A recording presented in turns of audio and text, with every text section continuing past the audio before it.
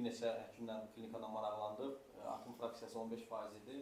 Həkimlər risk eləmirdilər əməliyyatı götürməyə. Özümü pis hiss eləmişdim. Təcili yardımdan klinikasına apardılar. Orada müayinə edildi ki, məndə belə diaqnoz verdilər. Bəli, orada qərar verə bilmədilər nəsə. Dedilər ki, yox, burada qalmasın. Bizdə deyil, nəsə belə bir şey dedilər. Növbəti yenə də bu ayda dayaman çox elədi, ürək çatışmamazlıq xəstəsi.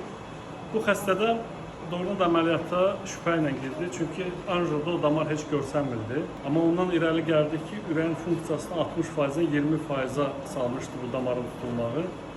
Bir həftə əvvəl infarkt keçirtmişdi. Bir həftə gözlədik. Nəticədə damarı tapa bildik və sinənin arxasındakı damarı həmin o tutulmuş damarın üstünə tikdik. İnşallah xeyirlisi ilə uzun müddət nəticəsi yaxşı olar. Sonra Vüsal doktoru tapdıq. Gəldi, Allah kömək olsun.